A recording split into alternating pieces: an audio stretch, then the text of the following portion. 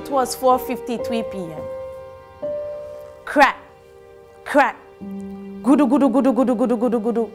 The sounds of all my mother ever worked for was falling apart piece by piece. It was the terrible earthquake in Haiti. We lost everything that day. I watched my best friend Dafka die. I saw her face, but her body was trapped under the rubble of her house. We gave the water until we could no longer hear her voice.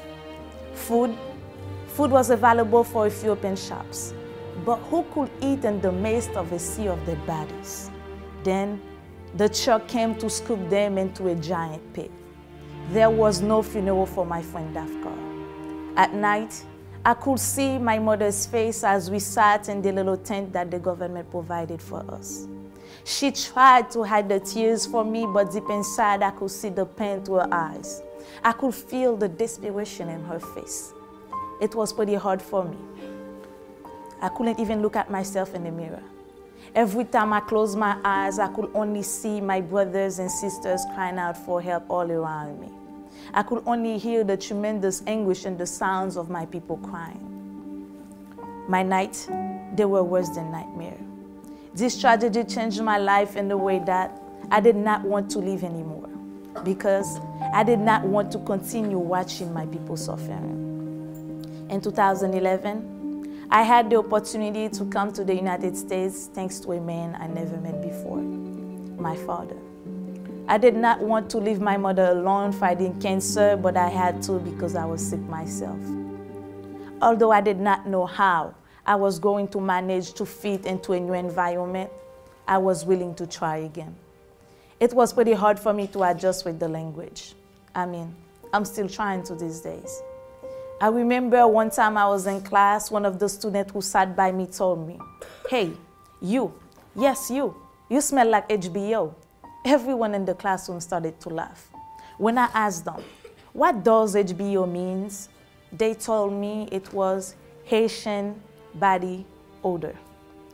Every day they would come up with a different name for me. Sometimes I just laughed and went to the restroom to cry my eyes out. But I did not want to let that stop me. Because I remember before I left Haiti, my mom told me, "C'est pas koto soti a ki konte petit mwen. C'est koto prale ya." It doesn't matter where you come from, my child. All that matters is where you are going. That right there was my motivation. I told myself not to give up because in the back of my mind, I thought things will get better. Unfortunately, I thought wrong. Things started to even get worse. People started to judge me for the way I dressed. Even some of my family members thought I was a disgrace. They did not understand that I never asked to be the way I am. I never asked to feel what I'm feeling. I tried to maintain A's and B's and I respect all of my surroundings. Isn't that enough? Should my physical appearance make you feel uncomfortable? Why would you leave me behind, discard me, overlook me? I started to lose my self-esteem and confidence. I couldn't trust anybody. I started to think of ways to harm myself. I stopped focusing on school because all I ever wanted was acceptance. After all I've been and still going through, I began to lose purpose in life. I did not care much at all until I found the love of my life, which is AVID. AVID changed my life. AVID is my family. Whenever I need help, academically or mentally, I know I have a family to rely on. AVID made me change my ways and made me understand that I have to make my obstacles become my strength in order to move forward.